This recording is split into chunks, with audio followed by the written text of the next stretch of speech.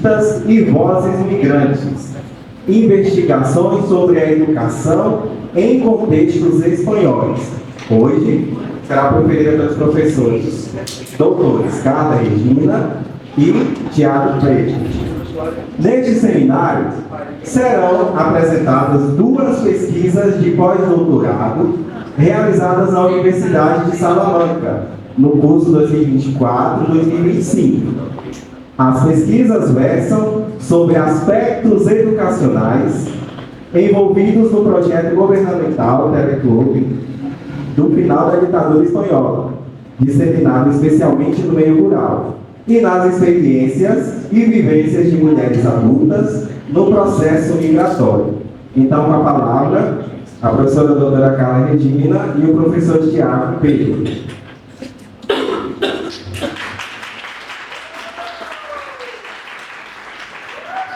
Obrigada, pessoal. Quero dizer que, primeiramente, claro, de todos os lugares que a gente poderia falar sobre a pesquisa que a gente desenvolveu, aqui, para mim, acho que é o melhor lugar, porque estamos em casa, então é com muito prazer, inclusive, que a gente está aqui para falar um pouquinho do que a gente fez. Esse é o primeiro ponto. O segundo ponto é que a gente tem muita coisa para falar, e aí, principalmente para falar no período do seminário, então a gente teve que fazer alguns recortes, mas com a promessa de que podemos voltar aqui e conversar e continuar a conversa que a gente vai só iniciar hoje.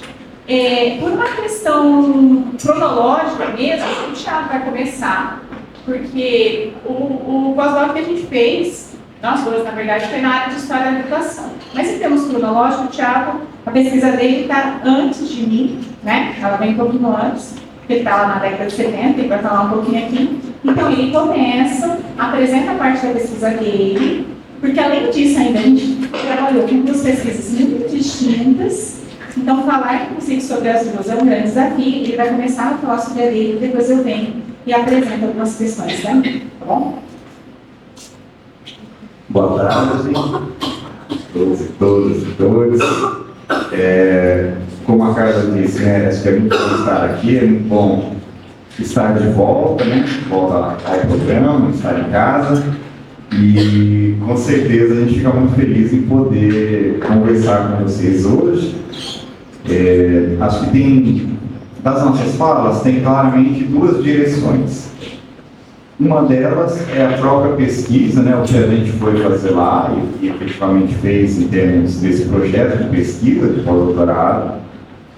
E a outra perspectiva, que são alguns contatos, aprendizagens, confrontos teóricos, metodológicos que a gente pôde vivenciar lá, conhecendo outras pesquisas, conhecendo um outro modelo de pós-graduação, conhecendo um outro modelo de formação de professores e também, por que não dizer, da escola de educação básica, por meio de estudos, mas também pelo nosso vida, de reuniões de pais a tudo mais.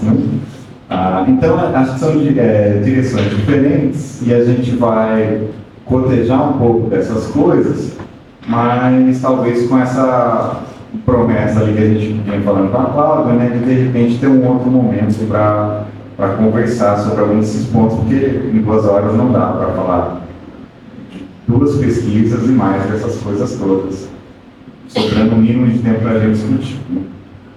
Então vamos lá, a gente vai vendo o que faz. Bom, um primeiro aprendizado que eu acho que foi muito relevante foi sobre uma certa concepção de Espanha. Eu não conhecia Espanha, não conhecia nada de Europa, qualquer coisa assim, a não ser pelos nossos livros de história e nos seriados e filmes. Então, tinha uma certa ideia de uma Espanha, a Espanha, ou uma Espanha, ou um imaginário de Espanha.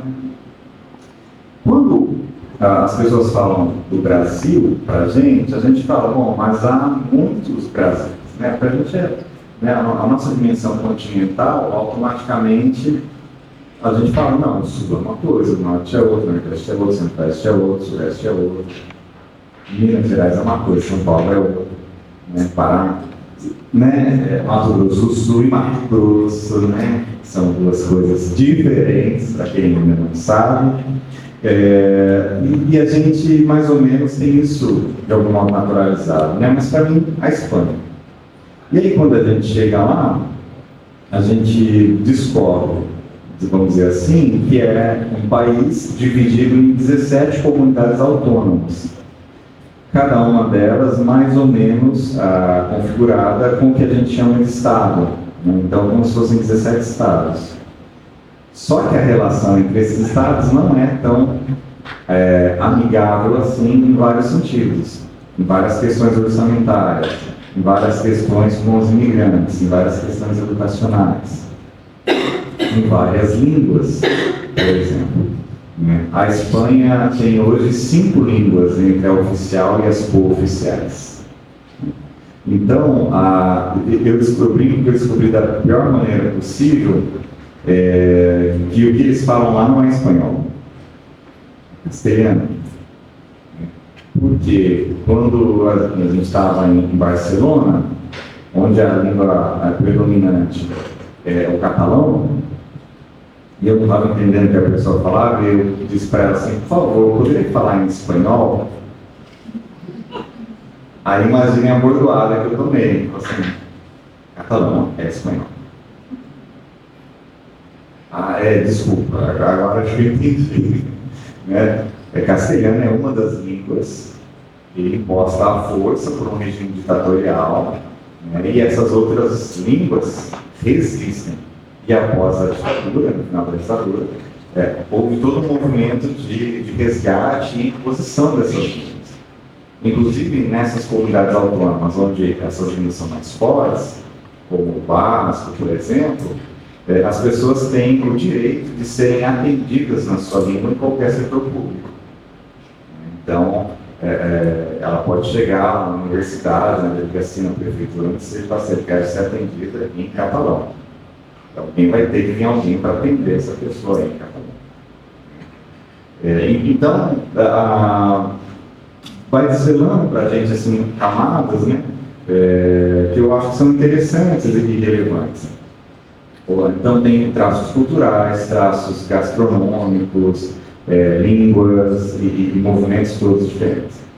Nós estávamos em uma dessas comunidades que chama-se Castilha e León. Não, aqui é só Salamanca. Castilha e León. E dentro de Castilha e León você tem as províncias, essas 8 províncias que estão aí. E nós estávamos na província de Salamanca, que tem como capital a cidade de Salamanca. Então, é uma pequena região ao redor de Salamanca que responde institucionalmente a Salamanca. Mas quando a gente fala que é uma pequena região, eu não trouxe aqui os dados de tamanho, efetivamente, né? 300 mil habitantes da região e a cidade 150. Não, da província. Mas essa província de Salamanca tem 362 municípios. Então, eu posso estar dizendo agora errado, porque eu não estou com o dado de Campo Grande, mas vamos imaginar Campo Grande enquanto território da cidade, que eu sei que é bastante grande. Imagine que a gente tivesse nesse território, vamos pôr aí 300 unidades, 300 pequenos municípios. Então, esses municípios estão a 4, 5 quilômetros uns dos outros. E com uma quantidade de 100, 200, 300 habitantes. E aí tem as cidades grandes, 10 mil. E Salamanca, que é a capital, com 150 mil. Né? Esses municípios que estão aí, esses pequenos municípios, pequenos povoamentos, populações, como chamam, né? Pueblos, são inclusive considerados como espaço rural. Então, algo que está relacionado ao meu projeto e do qual foi um primeiro contraste e um aprendizado, foi compreender primeiro que quando a gente fala em ruralidade na Espanha, Bom, vamos dar para isso. Ruralidade em Salamanca, a gente está falando de uma outra ruralidade, que não é, de forma alguma, a que eu conheço um pouco mais de perto, que é do interior de São Paulo, estado de São Paulo, e um pouco contato mais indireto aqui em Mato Grosso do Sul. Né? Nesse movimento, nesse aprendizado também, se desvelou ali, se mostrou muito claramente as questões da ditadura de Franco, que foi de 39 a 75. A Espanha passou por uma guerra civil, de 36 a 39, uma guerra civil que sugou recursos, que morreu grande parte da, não sei se posso dizer grande parte, né, mas uma boa parte da população, se envolveu, né, uma guerra mesmo, né? E o lado vitorioso estava uma parte aí do exército, uma parte rural, e que então se instaurou a ditadura de Francisco Franco, onde depuseram a monarquia, o rei, e que voltou a essa monarquia com a morte dele em 1975. Um dado antes, que tem a ver com o projeto, né? Até 1975, estando na ditadura, a Espanha tinha apenas uma emissora de televisão na mão do governo, né? E somente depois que começam a abrir e ter possibilidade de empresas estatais e tudo mais. Isso tem a ver com um projeto que se chama Telepub, né? Bom, eu vou tentar fazer mais rápido essa parte, né? De projeto Minerva a Telepubs. Durante o doutorado, eu troquei de projeto ao final do primeiro ano. Eu ia estudar grupos escolares, lá no interior de São Paulo, em Piraju, na maravilhosa Piraju, quem não conhece pode conhecer. A grande Piraju, capital de Paulo de São Luís. Mas brincadeiras à parte, né? Eu trabalhava aqui, na IAD, né, questão de distância, viajava pelo nosso interior do estado, né?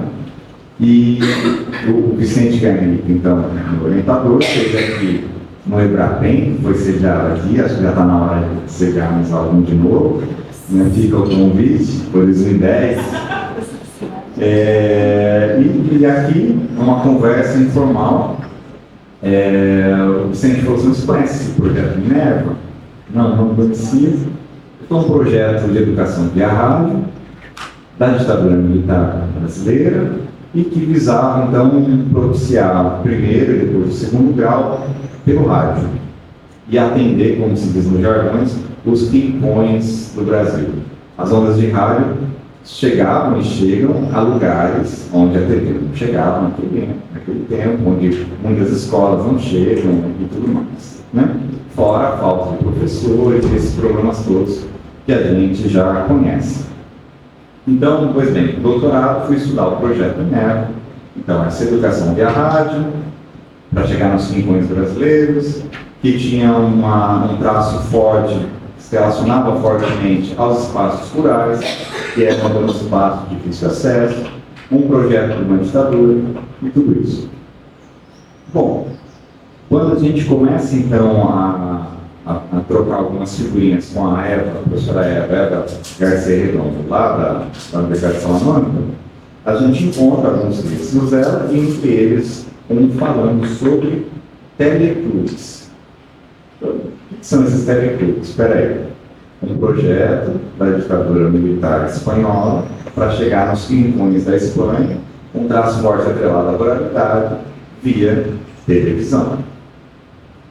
Falei, bom, parece que aqui tem um caminho interessante, não para produzir algo em termos de literatura comparada ou outra coisa assim, mas justamente para um processo de entender como que esses governos ditatoriais, por um viés do discurso educacional, se apropriam de meios de comunicação em massa para, de algum modo, chegar até esses espaços que a gente chamava de espaços rurais. Hoje não é mais a nomenclatura, né? Mas nessa época, desses dois projetos, a gente está falando de ruralidades, né?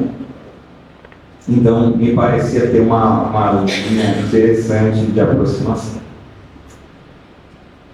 Pois bem, eu acho que eu já comentei um pouquinho, né, mas essa Espanha pós-guerra vive então numa ditadura, é um país predominantemente rural. Ao final da guerra, 2/3 da população vivia em meios rurais.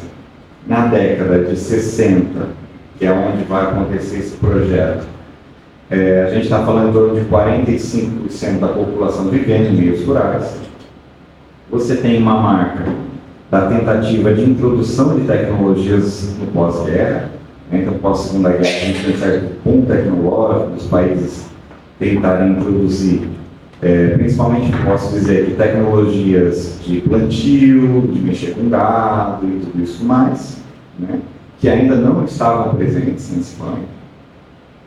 E a gente tem também a presença aí nos meios de comunicação em massa, os mais tradicionais presentes em expansão e outros tentando chegar.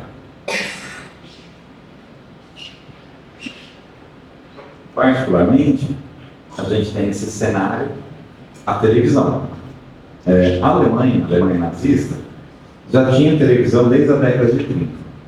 E por que eu estou citando isso? Porque o Franco tinha uma íntima relação com Hitler e com o governo então, da Alemanha. A tecnologia televisão foi apresentada a ele mais de uma vez. Né? Ele tem um afastamento durante a Segunda Guerra, ele tem que se manter neutro, etc. e tal, mas ele já conhecia esse meio de comunicação pela Alemanha. Mas ele resistia, né? Porque havia uma preocupação grande em controlar os meios de comunicação. Somente ao final da década de 50 é que se instala, então, a televisão na Espanha, ali por 56, e essa instalação se dá de que modo? Bom, eles vão controlar o meio de emissão, então, a única emissora era do governo, a TVE, TV Espanhola, não podia abrir outra emissora. E, ok, num primeiro momento eles tentam aplicar taxas para a compra desses televisores, que vem em grande parte de outros países, porque era considerado um equipamento de luxo. Então, quem comprava uma televisão era, por exemplo, um hotel, que hoje a gente chamaria de 5 estrelas. Esse hotel ia comprar uma televisão para pôr no seu salão, um restaurante mais luxuoso. Então, tinha também, nesse momento, uma cara de algo da coletividade particular, né? Mas que se consumia coletivamente. Bom, mesmo controlando a emissão, poderia acontecer que esses agrupamentos, ao assistirem às notícias veiculadas pelo governo, falassem: gente, vocês estão vendo isso? Não é isso, né? Ou que isso propiciasse um espaço de discussão e resistência. Então havia esse medo. Dos relatos que a gente tem, então, assim, como que a gente pode controlar, para além da emissão, como que a gente pode controlar a recepção desses conteúdos televisivos? O que acontece lá na ponta? Disso surge o projeto dos teleclubes. Então vamos inverter a lógica agora. As pessoas se agrupam, constituem um regimento que a gente vai dar, nós vamos dar os televisores e a devida formação para que os monitores assessorem as discussões, o material e tudo mais, né?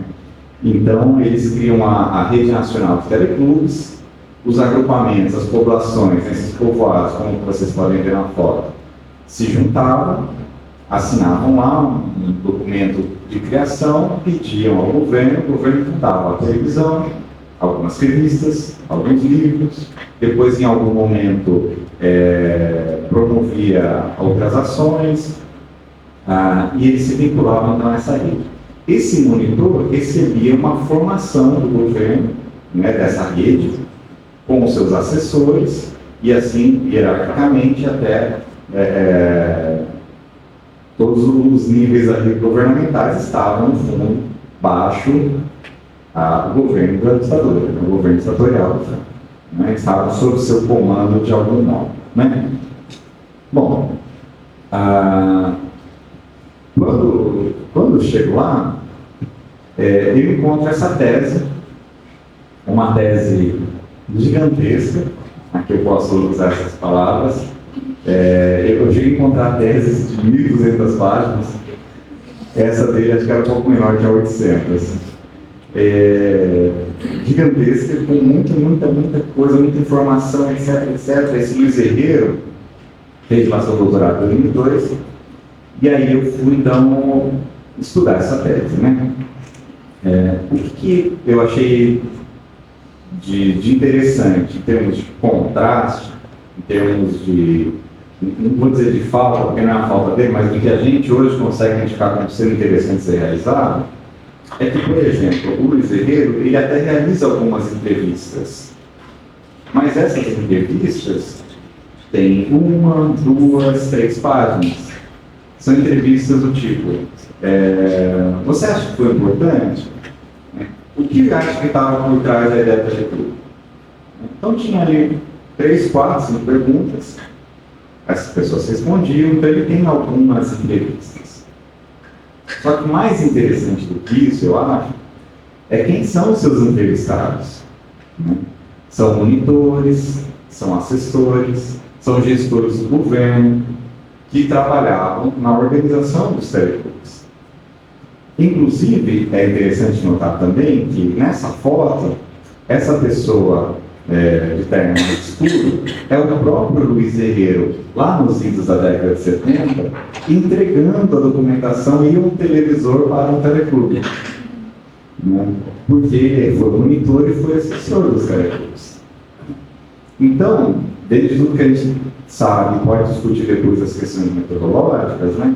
Isso não invalida o trabalho dele, mas dá nuances para o trabalho dele que talvez um outro pesquisador poderia tentar colaborar, tentar trazer. E essa foi justamente a brecha que eu tentei trabalhar.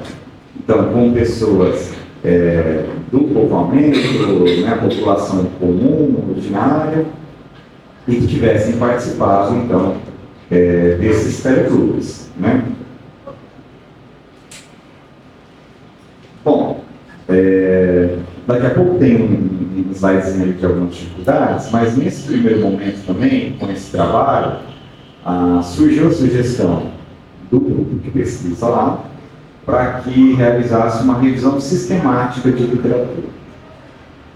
Então, a gente conversou um pouco, não estava se entendendo, e aí indicaram explicitamente que eu fizesse uma revisão sistemática de literatura e utilizasse o protocolo Prisma, que eu, muito por cima, tinha ouvido falar e algo assim.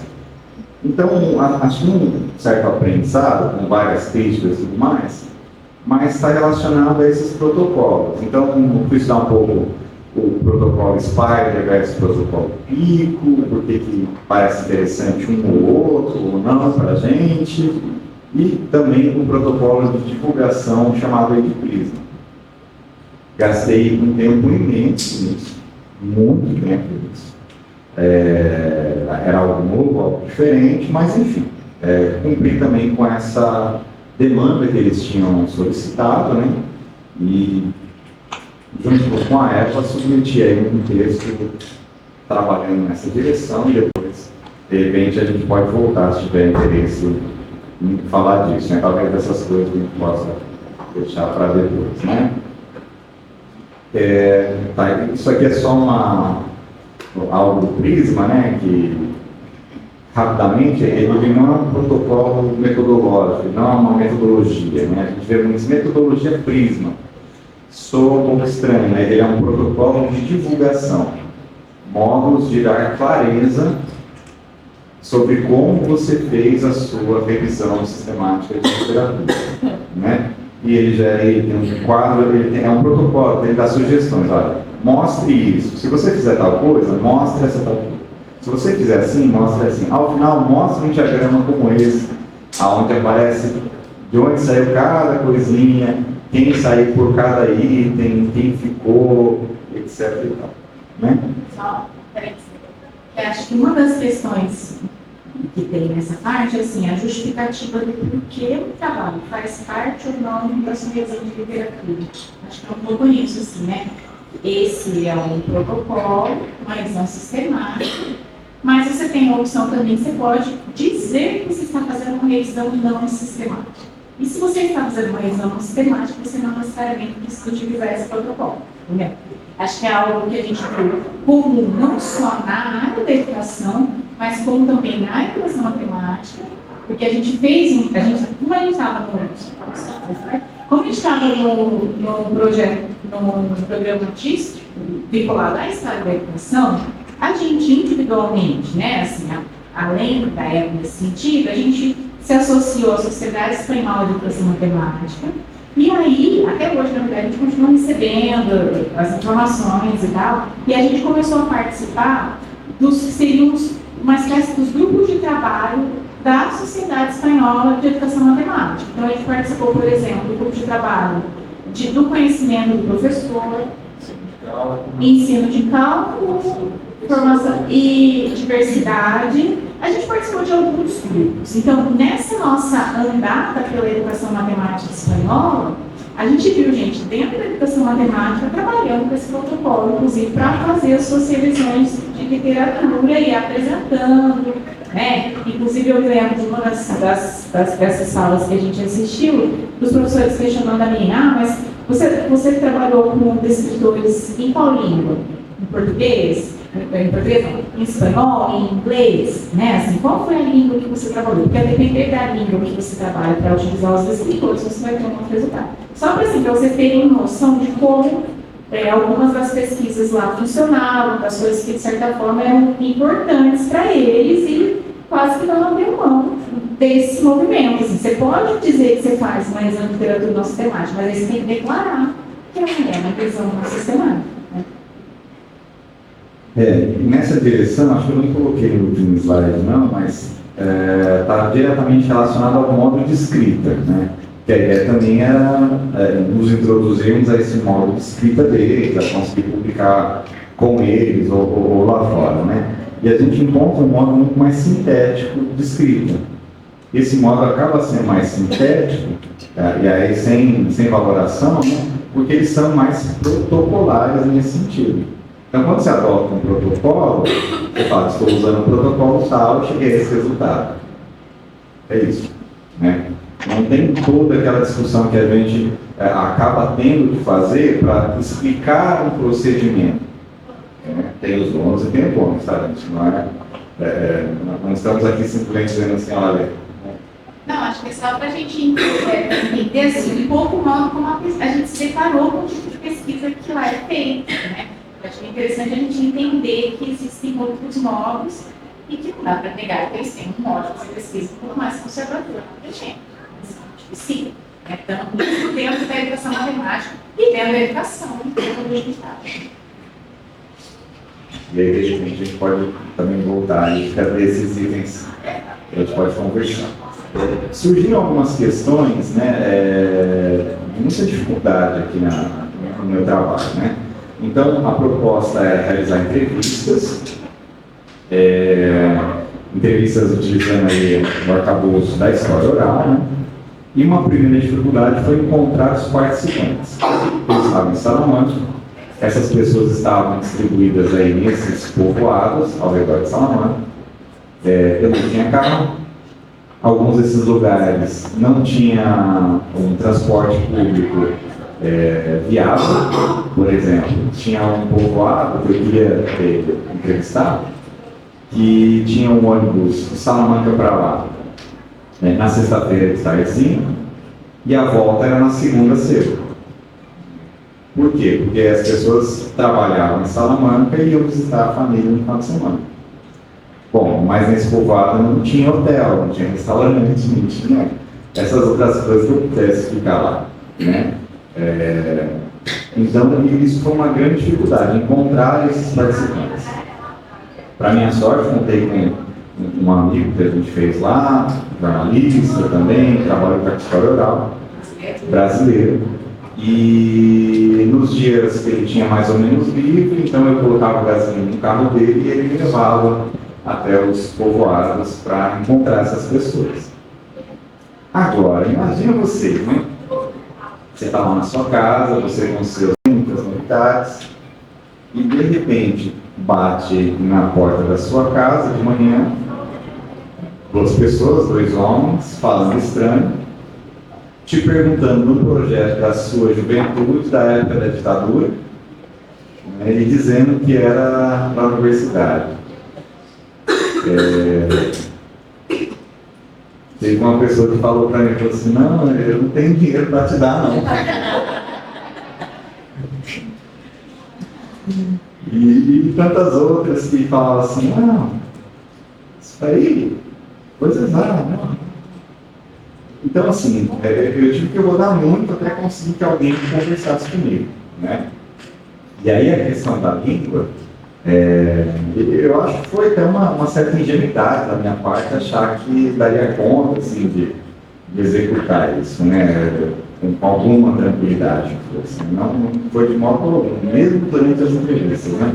Eu vou chegar. Bom, então tem o aceite e tem a realização. Das algumas pessoas que eu consegui, em geral, elas queriam que eu as entrevistasse em grupos. Porque, imagina, a coletividade. Não, eu participei, a Carla participava comigo, a Vanessa aqui participava. Posso chamar todas eles para falar junto? Eu pensava assim, bom, para gravar não é tão fácil, mas pode. Para eu ouvir e transcrever esse castelhano diferente falado junto também não vai ser fácil, mas pode, vocês querem fazer assim. E aí tem toda uma dificuldade, um medo meu ali para realizar essas entrevistas. Então, assim, com vários gravadores, eu precisava de algum modo filmar a boca deles, articulando, para eu tentar depois conseguir fazer essa leitura e tal. Então, tem alguns pontos que a gente pode discutir aí também. E o outro, né, que é o que tem feito para a gente aqui, e lá não é diferente, eu acho até que eu tive a impressão que já tem um tempinho a mais, é a nossa Lei Geral de Proteção de Dados. Então, assim, consentimento, de ética, ou isso, aquilo, que pode, o que não pode.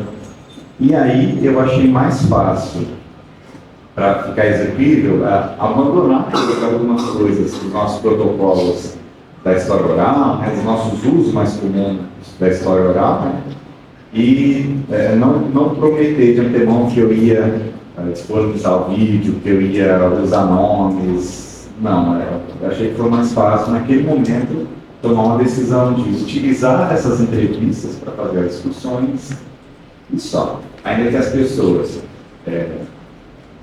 assinaram, preencheram e me disseram nos vídeos que tudo bem, não tinha problema. Mas enfim, vamos tocar o barco um pouquinho. Por quê que eu estou dizendo isso, né? Assim como vocês têm o comitê de ética aqui, né, tem também alguns comitês lá que a coisa poderia ficar enterrada por mais meses e meses, né? E eu poderia não ter esses meses ao final, né? Então eu me arrisquei um pouco, mas tentando ser ainda mais protocolar, em certo sentido, de resguardar essas pessoas, né? De resguardar também a minha, a supervisora, a universidade, né? Então, isso aqui é uma prefeitura, vamos dizer assim, de Pequeno Coelho, e nesse salão aí de baixo é onde funcionava o teleclube, né? E, de algum modo, ainda funciona. Porque eles continuam a chamar esse espaço de teleclube, e agora eles fazem ali festas de aniversário, pilates, jogo de baralho eventualmente, e algumas outras coisas, né? Porque esse espaço, que não nasceu para o teleclube neste caso, esse ayuntamento aqui, esse espaço tem mais de 100 anos, os pais dos meus entrevistados que construíram ele, o salão de festas, e que o governo se apropria desse espaço, que faz ali o teleclube, que propicia algumas melhorias, algumas reformas, e que mesmo depois de extinto o projeto, continuou funcionando como uma certa casa de cultura e um espaço de lazer da comunidade, né? Então é só para dar um pouquinho lastro ainda dos teleclubes, né? Aqui a gente tem algumas notícias e algumas fotos, por exemplo, dessas pessoas dançando, fazendo danças típicas, concursos de teatro, de poesia e outras coisas assim que aconteciam nesses teleclubes, né? Bom, esse outro prédio também foi um teleclube, mas também foi antes casa de uma professora que faleceu, eles compraram a casa, fizeram teleclube, e tá aí, hoje é uma casa comum, vamos dizer assim.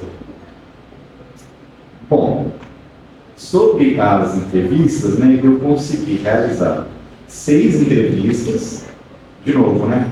Não dá para de modo algum falar dos teleclubes na Espanha, né, são 6 apenas, mas as quais participaram 12 pessoas diferentes, né? Envolvendo aí 4 teleclubes. Esses simpáticos senhores e senhoras também foram meus entrevistados juntos, né, numa mesma entrevista, de umas 2 horas e pouco. E aí, quando acabou a entrevista, inclusive, a gente ficou batendo papo, comendo até um lanchinho que tinha ali, porque eles estavam doidos para saber de coisas do Brasil e tudo mais, né?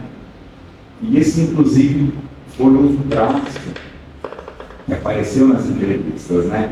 A sensação de isolamento que esses povoamentos tinham e que a televisão e o projeto, de algum modo, tentou romper ou possibilitou, de algum modo, romper. Né? Porque, por exemplo, ao ser perguntado num outro erro o que eles assistiam, né? Ele falou assim, tinha filme do Tarzan, tinha filme do Faroeste, né? Tinha transmitido futebol. E além disso, eles organizavam outras coisas também, que propiciava romper um pouco esse isolamento. Né? Rapidamente,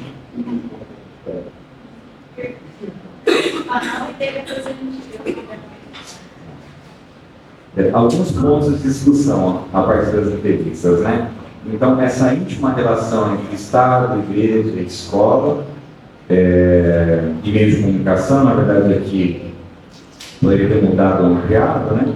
Porque a ditadura de Franco, ela foi apoiada pela Igreja Católica, principalmente pelo setor chamado Opus Dei. Então, o Estado se fazia muito presente nas ações governamentais, né? E os teleclubes estavam muito ancorados na igreja ou na escola. A foto de fundo, vocês podem ver uma igreja, e ali onde está um tracinho meio verde, ali o banco, né? Ali funcionava o teleclube, na paróquia. E muitos dos monitores dos teleclubes eram dos próprios párocos, os próprios curas, os próprios padres que estavam ali. Né? Então, isso aparece, por exemplo, eu não imaginava, o momento da teologia da libertação. Né? Aparece lá muito forte. Um entrevistado fala assim, tinha aqueles curas comunistas, né? E que, inclusive, ele arrumava um problema com a população mais velha e tal, mas que promoviam, junto da juventude, essas ações. Em alguns outros, aparecia a figura do professor. O professor da escola estava ali contratado, e ele, à noite, era o monitor do teleclube, assim como eu vi idêntico acontecendo em alguns lugares com o projeto de Mersa, né? Então tinha essa íntima relação. Em alguns lugares onde você não tinha um monitor ativo nessa direção, cai no segundo item. Tem uma mudança substancial na importância da televisão. Em alguns lugares como esse que eu tenho foto, o teleclube era para tinha um monitor que abria, o morador abria a porta, ligava a TV e deixava as pessoas assistindo TV. Depois eles mexiam para fechar a porta, ficava por lá. Ok, então tinha centralidade na televisão. Em outras, onde tinha esses curas comunistas, onde tinha esses professores participantes, etc. e tal, a televisão era o menos importante. Eles não ligavam para a televisão, de tantas coisas que eles faziam ali juntos. Então, eles faziam excursão, eles faziam bailes, eles montavam um bar comunitário, eles faziam assembla de batatas, uma horta comunitária de batatas, né? E eles faziam uma série de outras coisas que a televisão era um dos itens que estava ali e que, de certamente devia chamar atenção, era um pouco novidade, né? Mas alguns falam, principalmente no final, ninguém ligava para a televisão.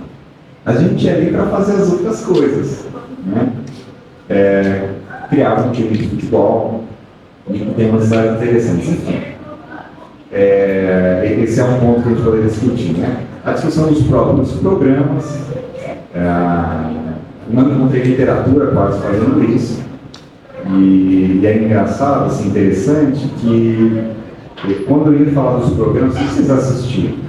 Assistiu futebol, tal, um filme, e algumas séries, né? E série, o que é e tal? E aí, alguns falam assim, tinha série do Carteiro. Série do Carteiro. Aí eu vou, tinha série do Carteiro. Todo mundo lembra da série do Carteiro, né? E o Carteiro, quando você vai procurar, você encontra um programa que se chama Crônicas de um Pueblo, onde o personagem principal não é carteiro, é uma família e tudo mais, que tem ali toda uma questão ideológica sendo transmitida e tal, e depois, de repente, dá para falar sobre isso ou não, e tinha um personagem que era carteiro, que pelo jeito operava na recepção um papel muito mais importante do que a emissão, talvez, desse conta de imaginar aquele outro papel. E aí começam a aparecer também, junto com o que eu falei antes, os aspectos de subversão. Subversão e consumo, mas não consumo passivo, mas um consumo ativo. E aí a gente pode, sei lá, pegar o Ministério do Seletor, né, que vai falar dessa invenção cotidiana, de como que o ouvinte, o telespectador, ele não é passivo em relação àquilo, né, mas ele tem ações sobre aquilo. Eu não vou esticar muito mais, mas esse é um ponto que foi interessante também, né? Outro é a participação dos teleclubes na transformação dos espaços rurais, o que essa proposta modificava naquele espaço, né? Como que essas pessoas subvertiam e transformavam esses teleclubes. Algo interessante sobre a dimensão socializadora dessa proposta, né? E a construção imagética aí de uma certa ruralidade, seja por essas ações, seja pelo Crônicas de um Pueblo. Uma anedota rápida, né?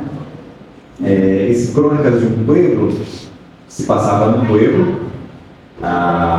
idealizado, higienizado, urbanizado, e tudo que vocês podem imaginar era o pueblo que aparecia na televisão para eles. Uma ideia de uma Espanha rural, mais moderna, com qualidade de vida, e uma série de outros elementos que se tentavam transmitir por esse programa. E, num outro lugar, uma pessoa, uma senhora, escreve uma carta para o generalíssimo Francisco Franco, que assim se auto-intitulava, dizendo assim, olha, seu Franco, eu não sei o que acontece, mas aqui onde eu moro, não é assim.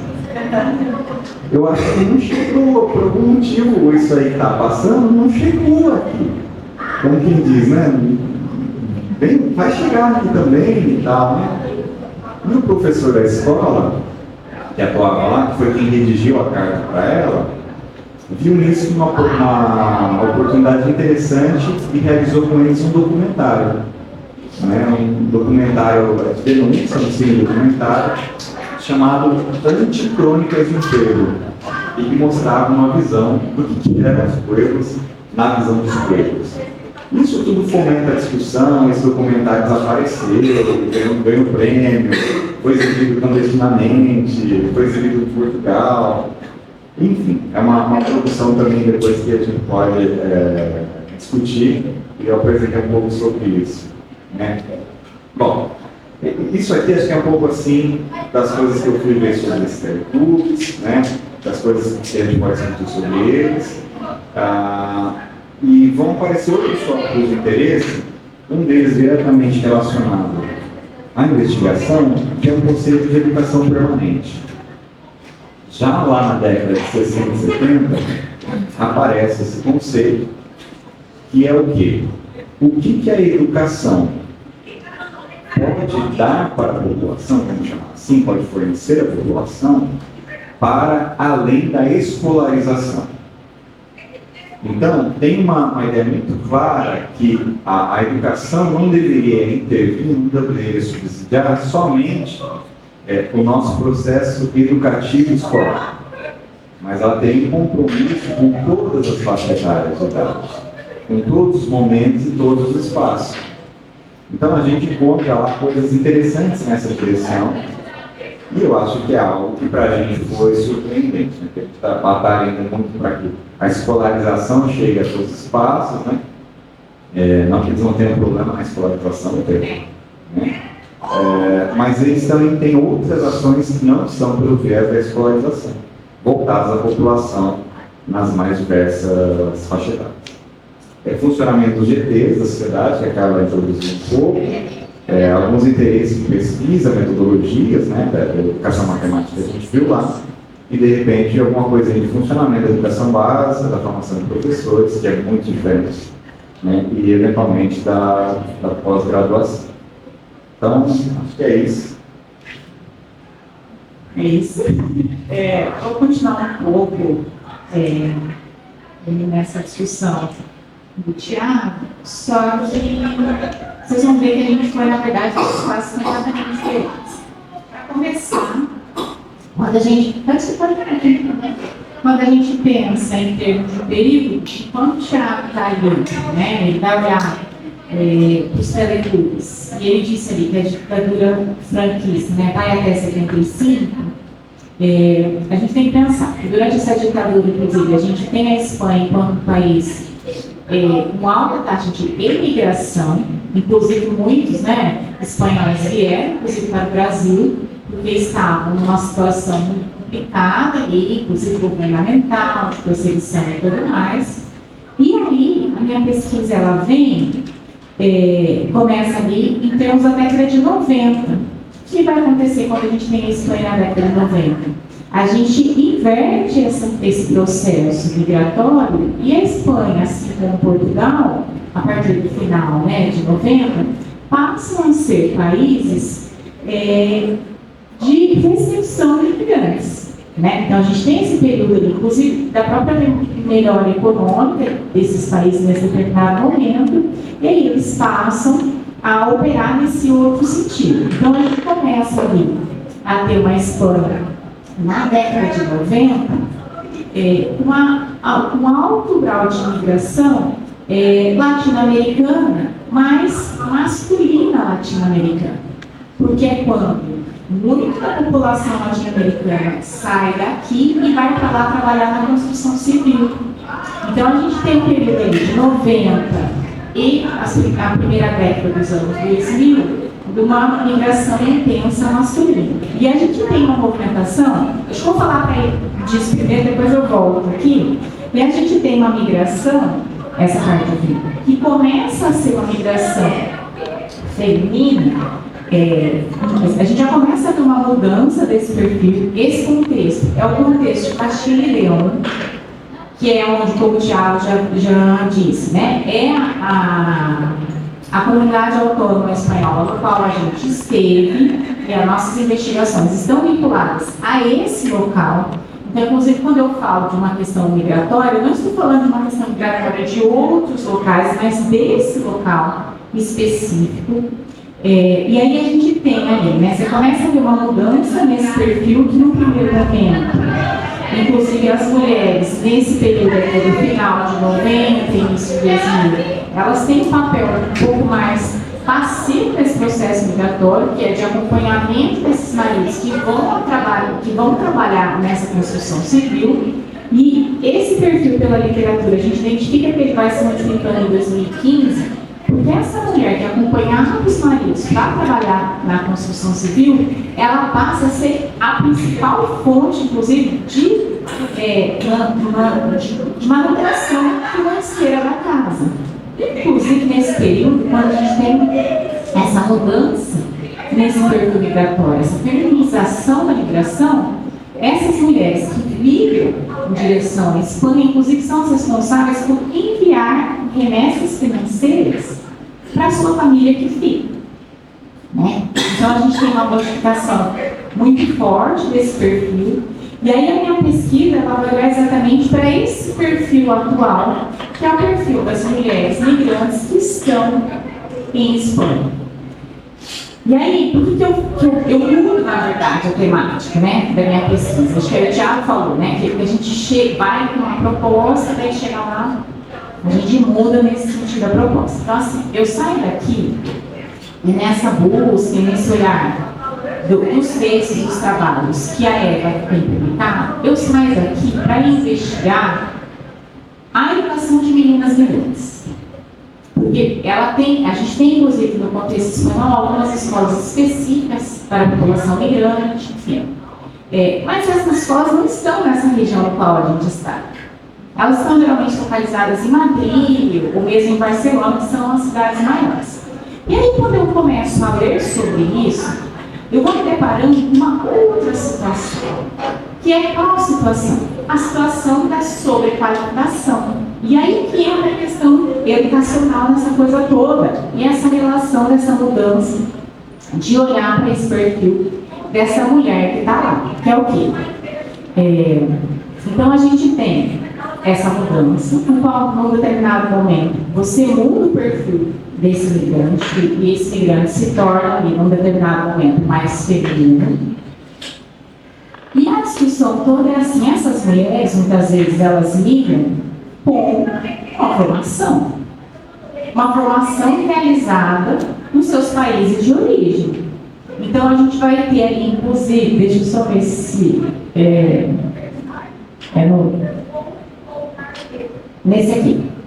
A gente vai ter, inclusive, esse a alfabetização, o nível máximo de formação da população nessa região que a gente esteve. E aí a gente vai ver, inclusive, que em termos dos estrangeiros, há um número razoável, não está em percentual, mas dá para a gente ter uma noção mais ou menos ali, de imigrantes com ensino superior e até mesmo mestrado, doutorado. Então, o que acontece? A literatura ela vai falar o seguinte: a gente tem, dentro desse processo migratório, mulheres que vêm para cá com formação, com experiência em seus países de origem, e quando elas chegam aqui, os trabalhos que são oferecidos para essas mulheres que têm uma formação no seu país de origem, não são aqueles trabalhos em acordo com essa formação que eles têm.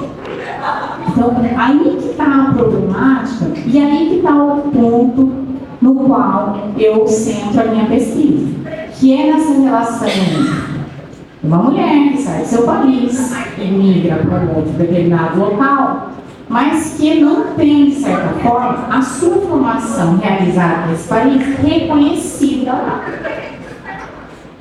E aí, eu estou pulando algumas coisas, gente, só para poder focar mais, eu estive a focar mais na minha pesquisa e falar menos da questão da educação espanhola. Depois, se der tempo, eu volto, falo um pouquinho, que eu acho que é mais interessante, com o tempo que a gente tem, a gente discutir o que eu encontrei como resultado lá nesse sentido. Então, assim, o que eu encontrei? E por isso que eu mudo o foco. Ao invés de olhar para essa educação dessas meninas migrantes, eu vou olhar para como a educação participa desse processo migratório dessas mulheres. Como ele está ali estabelecido nesse processo todo. E aí, a literatura vai me ajudar a dizer e falar de algumas questões. Então, por exemplo, um ponto que a literatura ela vai dizer é o fato de que, em relação às mulheres espanholas, ou mesmo aos homens migrantes, as mulheres migrantes, elas estão em qualidade, em respeito à qualidade do emprego e à correspondência com a sua formação, num sentido de desigualdade, né? Porque elas vão ter mais dificuldade para se adequar em termos da qualidade do emprego ao qual elas conseguem e a essa correspondência com a formação. E aí, onde grande parte dessas mulheres estão alocadas? Em tarefas domésticas e em tarefas de cuidado. Então, essa região principal que a gente investigou ali, o foco dessa região, porque a gente está falando do interior ali da Espanha, é noroeste mais ou menos, é na divisa com Portugal já. O tipo de emprego disponível é majoritariamente esse, o de cuidado, né?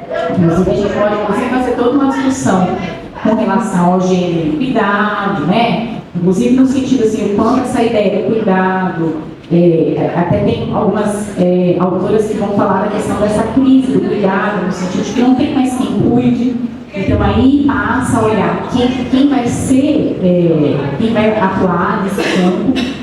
E aí, olhando de novo para a literatura, eu encontro um trabalho que investiga a região que a gente está, que é de Patina Alonso, 2007, e que ela vai falar assim, olha, mas essas mulheres migrantes que vêm para cá, elas não têm uma formação, por isso que elas estão nesse subemprego, vamos pensar assim. Mas isso, né, talvez no início da primeira década de 2000, pudesse, ali dentro dos dados de Patina Alonso, fazer algum sentido. Mas a gente vai, a partir desse momento, olhar que na verdade não. Que na verdade tem dois itens relacionados à educação que são muito fortes nesse processo todo.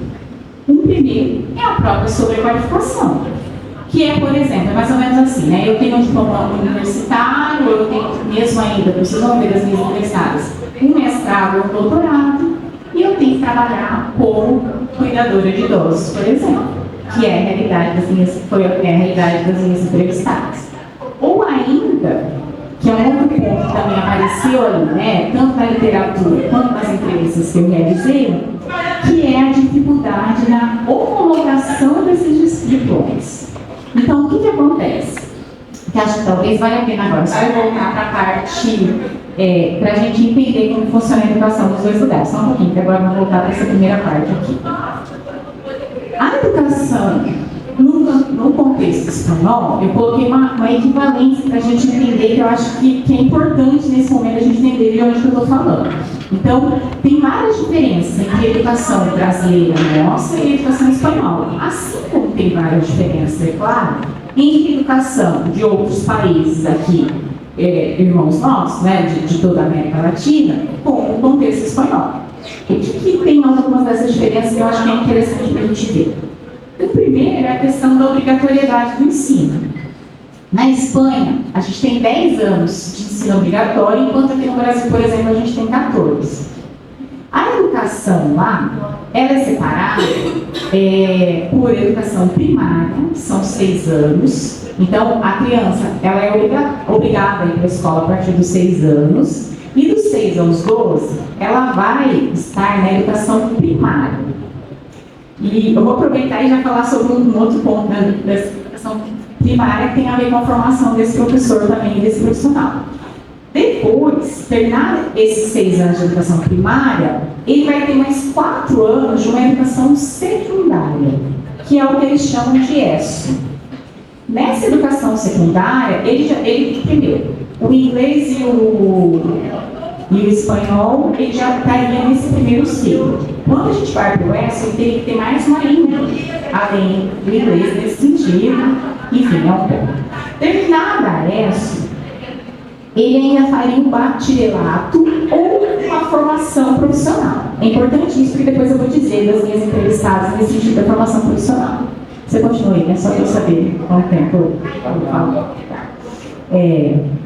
E aí eu tentei só estabelecer mais ou menos uma correlação, só para a gente entender um pouquinho do que eu estou falando. Então, a educação que essas minhas entrevistadas realizam na Espanha, ou que são obrigadas a realizar na Espanha, para que elas possam postular um trabalho, estaria mais ou menos nesse período aqui, junto com o bacharelato, mas enquanto o bacharelato vai preparar para ingressar na graduação, essa formação profissional é, no mesmo sentido da nossa, uma formação para o mercado de trabalho. Então, assim, só para vocês entenderem, elas, quando chegam na Espanha, podem ter uma graduação, uma pós-graduação, independente do tipo de formação que elas têm. Elas são aconselhadas, dessas minhas entrevistadas, é claro, a realizarem um curso de formação profissional de 4 meses. E com esse curso de formação profissional, essas minhas entrevistadas estão aptas a trabalharem como cuidadoras, por exemplo. E aí, independente se você já tem uma graduação ou não, como você não tem a validação desse seu estudo, essa formação profissional, ela funciona no caráter certificatório. Ela te diz, olha, porque essa parte até o AESO é fácil validar. Você pode fazer uma prova e você tem a parte do ensino secundário, que é até a ESO, validada. Mas depois da ESO, a graduação já não é tão fácil assim ser validada. Então, elas são ou não, elas são aconselhadas, inclusive pelas instituições que as recebem, a realizarem esse curso profissional, porque aí, com 4 meses desse curso profissional, você consegue um emprego. E é isso que elas vão fazer. Então, acho que esse é um ponto que eu queria trazer para a gente poder entender. Só um adendo, já que a gente está, né, a gente trabalha muito na questão da formação do professor. Na Espanha, o professor, para atuar na educação primária, ele tem o curso normal, de licenciatura em matemática ou qualquer outro. Isso não é licenciatura, né? Desculpa, não é licenciatura, o curso em si, de matemática, qualquer curso. Então, até o auxiliar primária, ele, com esse curso que ele faz, ele pode atuar. Já na ESO, ele precisa fazer um mestrado em ensino secundário, né? Que é ensinância alguma coisa aí. Então, com esse mestrado, aí ele pode passar a atuar na ESO, no bacharelato e tudo mais. É um mestrado, é importante se dizer, é um master aí de 1 ano e meio, e cujo o resultado desse, vocês assustaram com as teses de 1.200 páginas, no master são 40 páginas.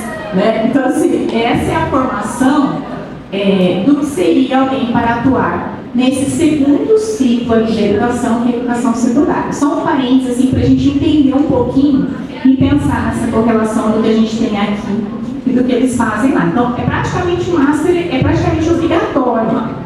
Falei, Tiago, a minha professora de espanhol, ela era funcionária do governo, né, de Espanha. Então, ela tinha um master em ensino para estrangeiros. E somente por isso ela podia trabalhar nessa escola, que era uma escola de governo para o ensino de espanhol para estrangeiros. Entendeu? Então, assim, é essa relação que a gente se deparou lá com a formação de professores. E é claro, daí como tem essa relação com a formação de professores, né, a gente tem inclusive uma outra estrutura de pós-graduação lá. Porque a gente não tem os grupos de pesquisas, como a gente tem aqui, né, assim, a gente até participou de uma defesa ou outra, mas essa participação dessa defesa ou de outra, ela é pequena. Então, nós estávamos com uma defesa lá de doutorado, tínhamos nós 2 e mais uma pessoa do grupo, né, assim, então, é uma outra ideia. É uma pesquisa muito mais individualista, talvez eu diria, do que o que a gente tem feito aqui. Só que eu quero deixar um tempinho, quer falar? Um parênteses rápido também, né?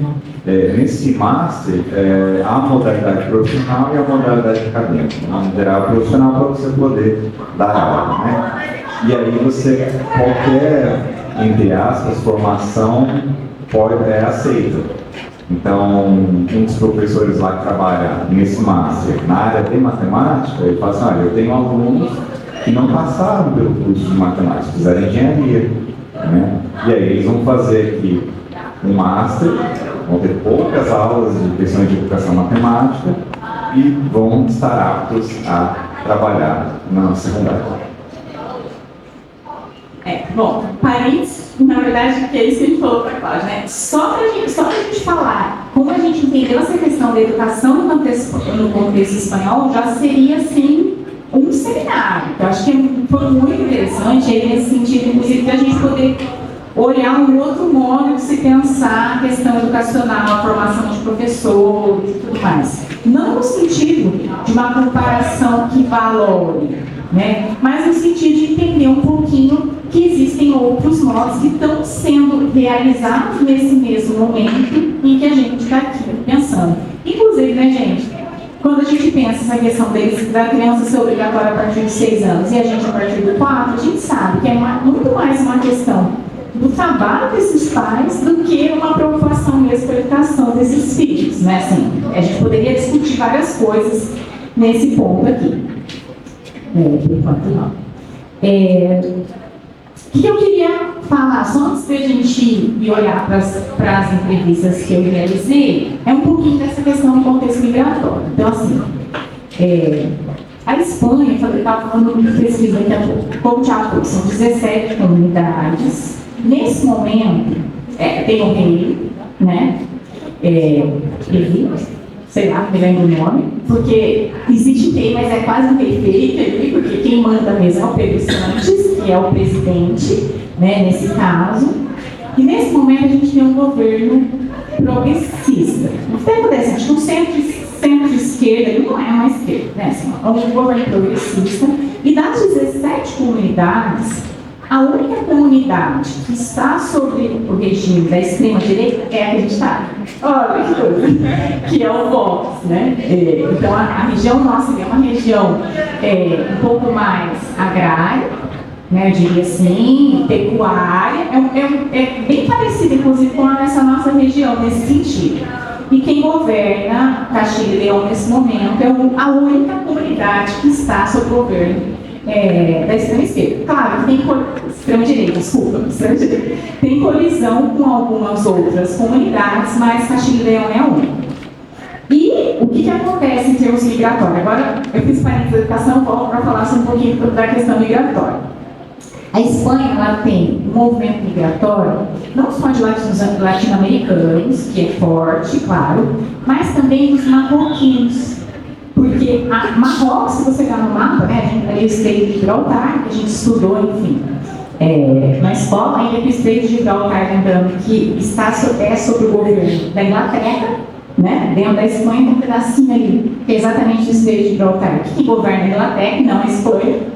Assim como a gente tem território espanhol no continente africano, né, e mesmo uma parte do território espanhol que está na França, acho que é isso, né? Mas a gente tem um movimento migratório muito forte, inclusive dos marroquinos ali, mas a migração marroquina ela é mais forte masculina. E em termos das mulheres, a maior parte da migração é mais sozinhas, né? Porque daí os marroquinos quando não vão com as esposas, mas em termos dessa migração individual é mais feminina. E como eles têm esse movimento muito grande, inclusive de menores migrantes desacompanhados, principalmente nas Canárias, isso tem um número muito forte. Porque não mais ou menos 11 a 12% da população espanhola é migrante. E muito disso está concentrado em Madrid, Barcelona e Canárias. São as regiões que são mais fortes. Então, o que o governo nesse momento tem feito? Ele tem pego esses migrantes e vai distribuir pelas comunidades. Então, ele tem criado alguns centros de recepção desses migrantes e aí vai distribuir, inclusive esses que são menores, desacompanhados, que estão lá por toda a Espanha.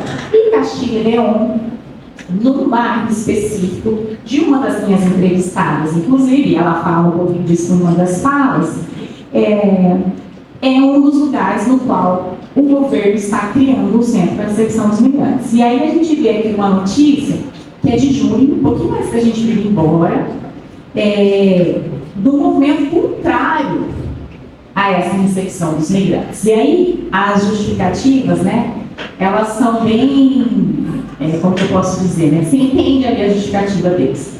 Primeiro, eles falavam aqui assim, solidários sim, tontos não. Um dos primeiros slogans deles. E daí outros slogans, né, que você vai vendo ali, eles falam assim, vai abrir, abre espaço em Madrid, que você está em Mongola, né, que é uma região ali de Madrid, enfim.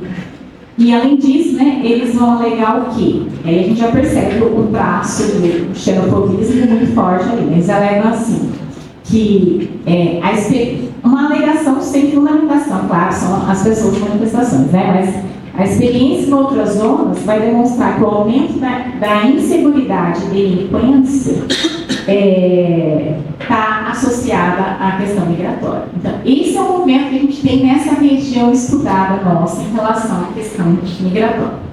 Mas aí, né, uma das primeiras questões das discussões que eu faço aqui, né, num dos artigos que eu escrevi ali, é assim, mas por que as pessoas migram? E aí esses dois autores eles vão dizer assim, que são dois autores de 2022 e 2030, que eles têm migrado porque surgem oportunidades educativas, que é um primeiro momento, depois eu vou falar um pouquinho, na hora que a gente falar dos meus entrevistados, em busca de melhores condições de vida e situações de conflito em seus países. São os 3 pontos que a gente tem visto em termos de migração espanhola. E a gente precisa pontuar também, principalmente dessa migração que a gente tem latino-americana, para além de direção à Espanha, né, que tem uma questão que, por mais que a gente possa pensar ali, né, nessa... Ela vai dizer que a literatura acaba me levando para isso, para essa questão de olhar para essa migração feminina pela interseccionalidade, porque daí a gente vai olhar ali, inclusive as minhas entrevistadas, né, e aí eu tenho um quadro com elas e algumas das questões, você vai ver, inclusive, como essas chamadas categorias, elas vão se modificando nesse processo migratório. Então, por exemplo, quando eu vou olhar ali, deixa eu só entrar aqui, vamos então para essa, que são as minhas entrevistadas, e aí eu coloquei ali idade, raça, nacionalidade, ocupação e a ocupação do país de origem. É uma parte importante para a gente discutir. Algumas delas eu mantive a questão do mestiça, porque é como elas se identificaram, né? Depois até é um dos pontos que eu tenho anotado para eu poder investigar nesse sentido, como é essa nomenclatura nesses países de origem. Mas tanto uma entrevistada que é peruana quanto uma entrevistada que é venezuelana, ela se identifica como mestiça, né? Porque nesse país a gente sabe que a questão indígena é até mais forte do que a gente tem aqui.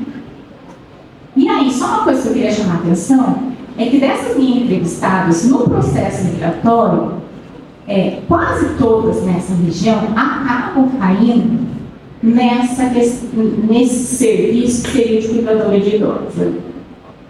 Mesmo que em seus países de origem elas fossem professoras universitárias, terapeutas respiratórias. Essa, inclusive, é bem interessante a história dela, né?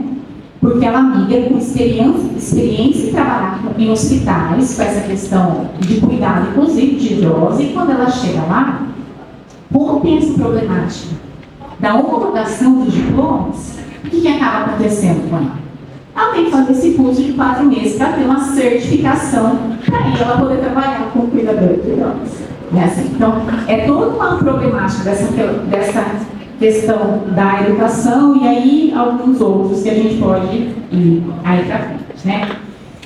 Só para a gente poder discutir um pouquinho em termos de coisas que a minha pesquisa, já estou terminando, tá? Ela vai abrir para a gente discutir, então assim, o quanto é importante a gente pensar nessas narrativas que vão abordar aí uma complexidade de trajetórias que, de certa forma, são educativas, né? Ou como a educação tem participado desses processos, não só para a gente olhar para questões aí de desigualdade e exclusão, mas também como acontecem algumas resistências e agências nesse movimento aí. E o segundo ponto, que aí talvez a gente tenha discutido outro ponto ali, é a sensibilidade metodológica necessária. Eu, inclusive, tenho um texto que eu submeti, discutindo essa questão da sensibilidade metodológica, frente à narrativa de assuntos sensíveis. Porque nesse processo todo dessa minha entrevista com essas mulheres, a gente tem dentro da produção narrativas de situação de violência extrema, dessa questão do subemprego, que é uma questão que as fragiliza, a gente consegue ver um pouquinho, da questão do preconceito, da questão da condição de ilegalidade que elas se colocam. Então, todas essas coisas estão ali. Eu queria só ler algumas das... deixa eu ver qual, vou tentar ler. Acho que algumas, pelo menos, das falas delas, que eu acho que são falas muito fortes e muito importantes, e aí eu encerro. Tá, Cláudia? 5 minutos. Primeira questão da revalidação do diploma, que acho que tem bastante a ver com a temática minha em termos educacional, né? Da Elizabeth, uma brasileira, negra de 50 anos. Os nomes são fictícios, tá, gente? Porque a mesma questão que o Thiago falou, eu pedi que elas me indicassem um nome ali para que fossem identificados, mas eu não tive nome. Eu acho que o nome traz, ela fala assim, uma coisa é o papel, que se consegue uma revalidação. Mesmo se a gente conseguisse a revalidação, a fala dela nos traz um novo movimento ali. Ela fala assim, outra coisa é a aceitação dessa formação que vem de outro país. Quanto mais alto o grau, mais difícil é validar o documento. Por que ela está falando desse mais alto grau? É que quando a gente pensa no ensino secundário, que foi o que eu mostrei para vocês, você consegue fazer uma prova e ter validado, não é bem validado, mas você consegue manter esse seu ensino. Com a graduação já não. Algumas vezes tem que voltar para a universidade para fazer mais disciplinas, porque não bate a formação que tem aqui com a outra formação. É uma problemática nesse sentido.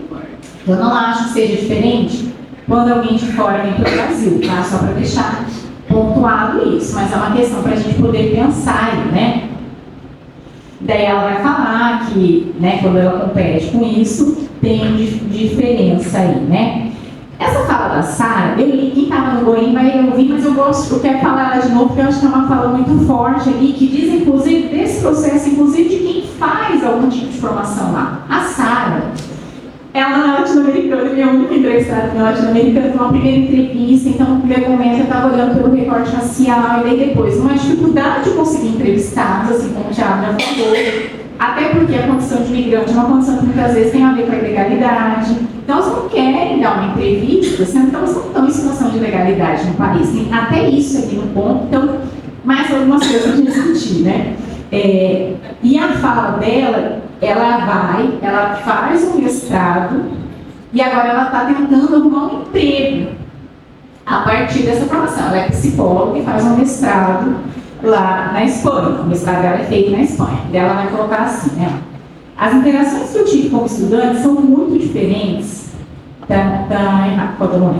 das que tenho agora como mulher à procura de emprego aqui.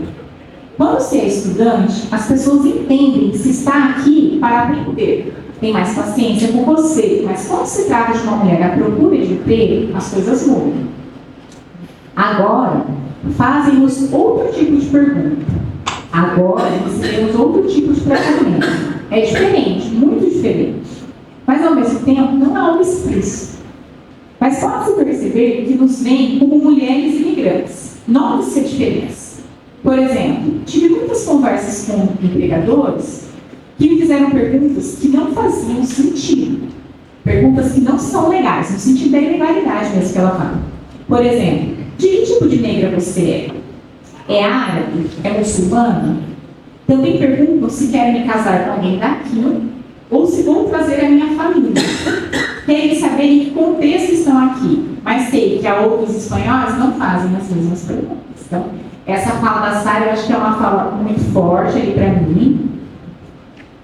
Essa da rede, eu vou ter que parar por aqui, mas assim, daria para a gente continuar conversando, porque eu acho que cada fala, inclusive, vai trazer alguns aspectos. Por exemplo, esse da rede, para mim, fala muito da questão interseccional. Que a rede é uma mulher branca, uma arquiteta, e quando ela vai para lá, ela tenta um emprego, ela fala aqui, ó, o emprego mais baixo ali, que seria o de desenho na arquitetura. E ela não consegue, mesmo ela sendo uma arquiteta com 20 anos de experiência no país de origem. E ela fala assim, esse é o mais baixo, né? Sei lá, alguém que nem teria terminado, e ela não consegue, ela não tem ainda o seu diploma validado, e aí nesse sentido ela não. E o que ela está fazendo? O curso de sócio sanitário para trabalhar como cuidadora de idosos. E aí eu encerro minha fala por aqui.